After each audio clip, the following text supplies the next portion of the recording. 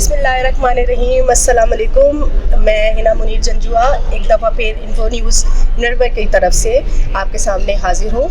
और आज का दिन बड़ा अहम है हमारे लिए, क्योंकि आज की जो शख्सियत है हमारे साथ, जो आज हमारी मेहमान हैं, वो बहुत ख़ास हैं। सबसे पहले तो मैं उनका तारुफ़ करवाऊँगी, आप सब लोगों को वेलकम करूँगी। और हमारे साथ इस वक्त मौजूद हैं उज़्मा कारदार साहिबा, जो MPA हैं।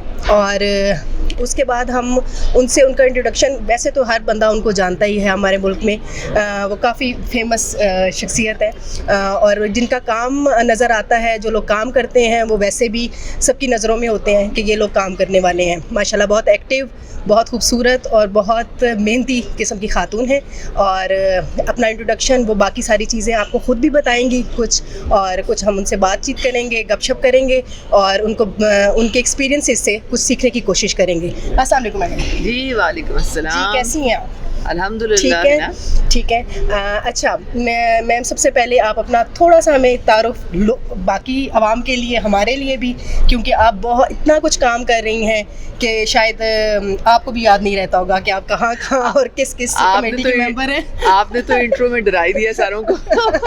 मैं बहुत मासूम किसी किस्म की खातून हूँ, बेज़रर। ठीक है, जो बेज़रर लोग होते हैं वही बहुत काम के होते हैं। नहीं, लेकिन काम जो है ना वो मेरा पैशन है, और मैं ये बिलीव करती हूँ कि जो भी आप ज़िंदगी में काम करें वो पूरी तवज्जो के साथ करें, कोई शॉर्टकट्स ना ढूंढें और अपना पूरा आप जो है कमिटमेंट के साथ करें। ठीक है। तो आपने मुझसे पूछा, कुछ तो आपने बता दिया। मैं पार्लियामेंटेरियन हूँ पंजाब से।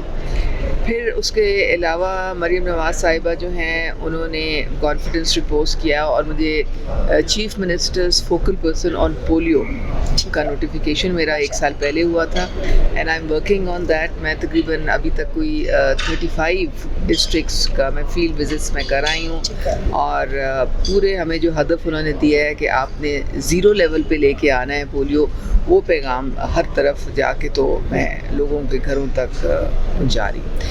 दूसरी जो मेरा पोर्टफोलियो है, उसमें मैं कन्वीनर हूँ of special parliamentary committee on combating human trafficking and smuggling of migrants.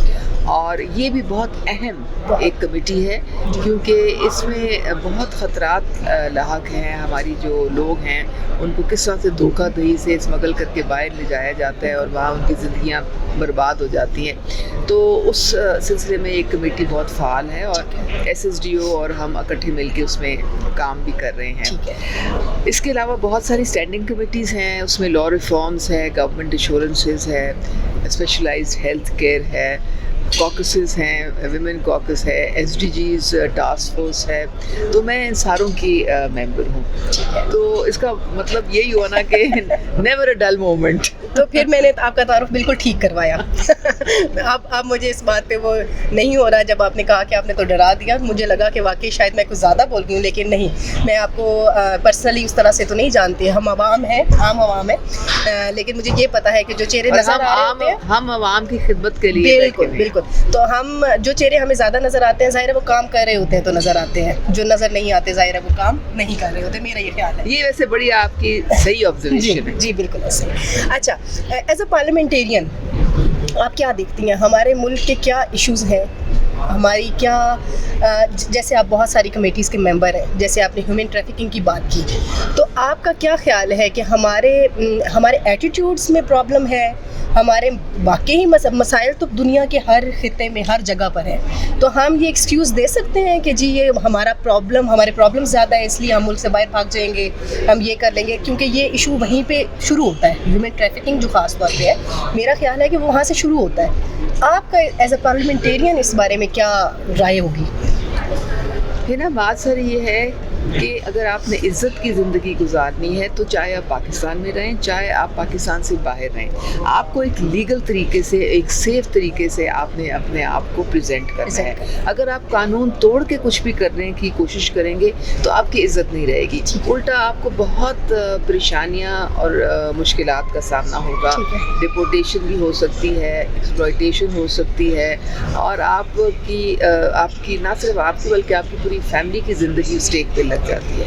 تو اس لیے جہاں تک ہیومن ٹریفکنگ کا تعلق ہے اس میں بس یہ سمجھنے کی ضرورت ہے, ضرور باہر جائیں اگر آپ کو آپ کی خواہش ہے, لیکن ایک صحیح طریقے سے آپ جائیں. دوسرے آپ نے پوچھا کہ ہمارے ملک کے جو مسائل ہیں, دیکھیں ہم ابھی ایک ڈیولپنگ کنٹری ہے جی. اور جس طرح انڈیا میں نہرو جو تھے وہ 17 سال زندہ رہے تھے جی. پارٹیشن کے بعد, ہماری قائد اعظم کچھ مہینے کے بعد ہمیں چھوڑ گئے, تو ہمیں وہ جو ایک اسٹیبلٹی تھی, ایک جو ڈیموکریسی جو تھی وہ مستحکم نہیں ہو سکی. ٹھیک ہے. اور پھر کافی ہم نے ہمارے پاکستان میں ہم نے دیکھا کہ اداروں میں جو کانسٹیٹیوشنلی ایک ہونا چاہیے تھا تسلسل, وہ نہیں رہا. اب الحمدللہ پچھلے 15 سال سے ہماری جو جمہوریت ہے اٹس ٹیکنگ روٹ. اب کوئی اس میں جو ہے وہ ڈسٹربنس نہیں ہے. ہماری جو اسٹیبلشمنٹ ہے وہ انہوں نے کلیئرلی کہا ہے کہ جو ہم اے پولیٹیکل ہیں, آپ جو بھی حکومت مینڈیٹ لے کے آئے گی ہم ان کے پیچھے کھڑے ہوں گے. اور آپ نے دیکھا کس طرح ہم نے یہ جنگ اکٹھے لڑی جی. اپنے اداروں کے ساتھ, اور پھر ہم سرخرو ہوئے اور ہم نے پوری دنیا میں اپنا لوہا منوایا. تو یہ ہماری قوم جو ہے نا بہت ایک قسم سے ڈٹرمنڈ ہے اور ٹیلنٹڈ ہے, اور اللہ تعالیٰ نے بڑی ان میں صلاحیتیں دی ہیں. ہم نے اب پاکستان کو اپنی ریڈ لائن بنا کے سب نے اکٹھے مل کے یہ پاکستان کو آگے لے کے بڑھنا ہے. انشاءاللہ تعالیٰ آپ دیکھیں گے کہ یہ کچھ ہی سال بعد جس طرح ہم نے جنگ میں مارکا مارا ہے, معیشت میں بھی ایسے ہی مارکا مارا ہے انشاءاللہ. اچھا مجھے یہ بتائیے کہ آپ نے بہت سارے لوگوں کے ساتھ کام کیا, بہت ساری گورنمنٹس کے ساتھ کام کیا, تو مجھے یہ بتائیے کہ سب سے زیادہ کام کرنے کا مزہ آپ کو کس کے ساتھ آیا؟ مریم نواز. اچھا. آپ کو پتہ ہے کہ میں پہلے پی ٹی آئی میں تھی جی. اور وہاں تو کوئی کام کرنے کا کوئی کانسیپٹ تھا نہیں. ٹھیک ہے. ادھر لیگ پولنگ زیادہ ہوتی تھی. ٹھیک ہے. الٹا جب آپ جو کام کرنے والا ہوتا تھا نا اس کو لوگ ٹارگٹ کرتے تھے, کیونکہ انسیکیورٹی ہوتی ہے. جی بالکل. آپ پرفارمنس میچ نہیں کر سکتے ہیں تو پھر آپ اوچھے ہتھ کنڈے استعمال کرتے ہیں. جی. یہاں پہ میں نے دیکھا ہے کہ مریم نواز صاحبہ جو ہیں وہ اتنی فوکسڈ ہیں. ٹھیک ہے. جب میری ان سے ملاقات ہوئی تو میں نے ان سے کہا کہ میرے ذہن میں آپ کے متعلق جو نقشہ ہے وہ تو بڑا ڈسٹورٹڈ ہے. ٹھیک ہے. بہت وہ ہمیں تو ہماری ذہن سازی ایسی کی گئی تھی کہ ہم سمجھتے ہیں کہ آپ میں تو کوئی کسی قسم کی صلاحیت نہیں ہے. ٹھیک ہے. تو جب وہ بنی نا چیف منسٹر تو میں نے کہا کہ یہ دیکھیں اب لوگوں کو تو نہیں پتا لیکن مجھے تو پتہ ہے کہ آپ کیا کرنے جا رہی ہیں. تو کہتے ہیں ہاں ٹھیک ہے, لیٹس سرپرائز دیم. تو وہ انٹیلیجنٹ ہیں, ٹھیک ہے, ان کو ہر چیز کا ادراک ہے. کسی وہ دفتر میں بیٹھے ہوئے رپورٹ لے کے تو وہ ان کی تسلی نہیں ہوتی.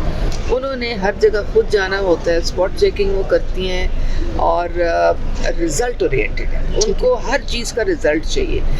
مجھے بھی جب انہوں نے یہ پورٹ فولیو دیا تھا تو مجھے پوری انہوں نے ایک قسم سے سپورٹ بھی ساتھ دی, اور الحمدللہ یہ انہی کی سپورٹ ہے کہ آج ہم دن رات اس کاوش میں لگے ہوئے کہ پاکستان پولیو فری ہو جائے. اور جس طرح یہ پولیو ایک فیلڈ ہے, اسی طرح جتنی بھی صحت ہے, تعلیم ہے, فوڈ ہے, سڑکوں کی تعمیر ہے, آپ کچھ بھی دیکھ لیں.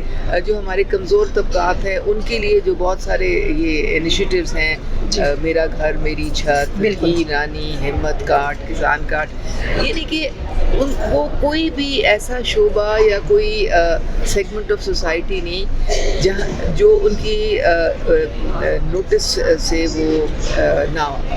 ٹھیک ہے. نہ ہو, جن پہ ان کی نظر نہ ہو, جس پہ ان کی نظر نہ پڑے. تو جب آپ ایک ایسا سی ایم ہو جو دن رات خدمت کرنے میں بلیو کرے اور ان کو گائیڈ کرنے والے میاں محمد نواز شریف ہوں, تو پھر میریکلز ڈو ہیپن. ٹھیک ہے.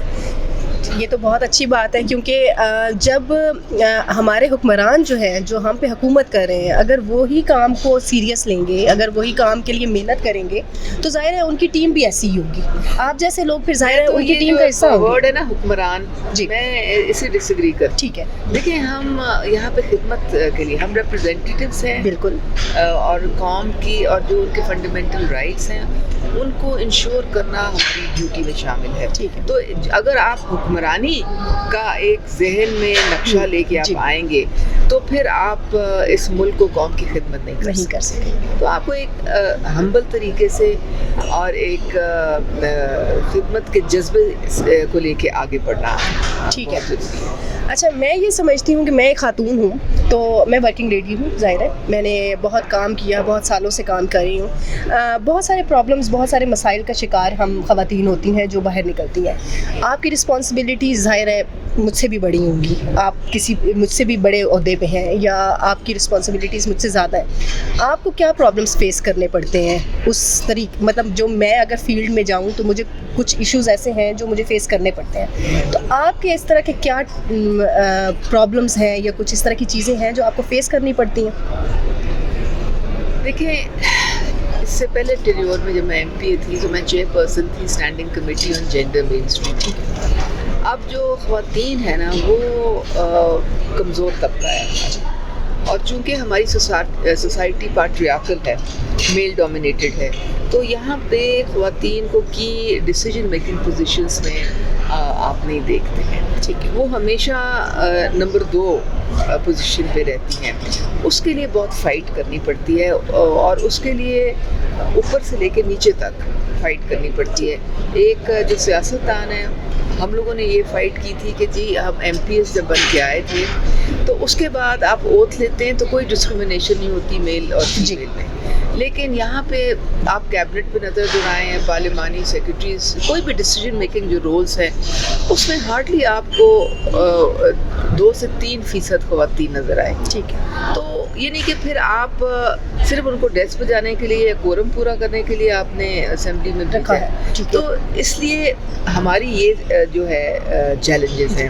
پھر اس کے بعد خواتین جو عام آپ پبلک میں نیچے آتے چلے جائیں، جو ہراسمنٹ کے ایشوز ان کو ہوتے ہیں. ایک خاتون جب میں ایک یورپین سے ملی تو وہ آئی تھی بنگلہ دیش سے، تو میں نے کہا آپ کو کیا فرق لگا بنگلہ دیش اور پاکستان میں؟ انہوں نے کہا کہ سب سے زیادہ فرق یہ ہے کہ وہاں پہ بہت خواتین میں نے پبلک اسپیسز میں دیکھی. ٹھیک ہے، وہاں پہ 75% خواتین ورک فورس میں ہیں، لیکن پاکستان میں چونکہ ہم ان کو ایک سیف انوائرمنٹ ابھی تک نہیں پرووائڈ کر سکے، وہ گھر سے نکلتی ہیں، وہ ہراساں ہوتی ہیں، اور اب آپ سوچیں کہ تقریباً 70 to 80% ان کو یہ ہراسمنٹ فیس کرنی، آفیسز میں بھی فیس کرنی پڑتی ہے.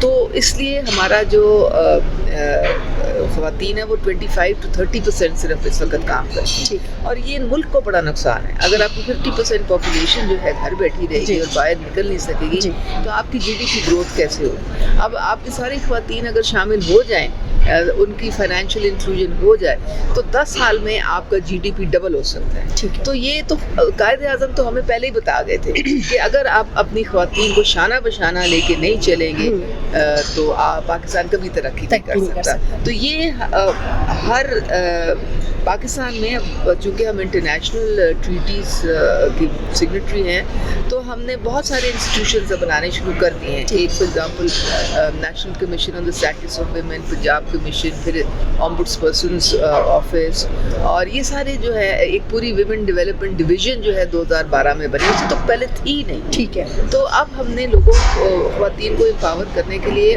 اور کی رولز پہ لانا ہے. بہت ساری ہماری خواتین ہیں گراس روٹ لیول پہ جن کے ID کارڈز بھی نہیں. ٹھیک، وہ یہ ساری چیزیں ہم نے ایڈریس کرنی. ٹھیک ہے، ٹھیک ہے. چلیں، مجھے لگتا ہے کہ ہمارے جو پوڈ کاسٹ کا مقصد تھا آپ سے ملنا، آپ کے تجربات سے سیکھنا خاص طور پہ، اور ہمیں پتہ چلے کہ ہمارے جو پریزنٹ کر رہے ہیں ہمیں پارلیمنٹ میں وہ کس طرح سے کام کر رہے ہیں. آپ کا بہت شکریہ، آپ آئیں، اور ہم انشاءاللہ نئے پوڈ کاسٹ کے ساتھ ملیں گے بہت جلدی. Thank you so much.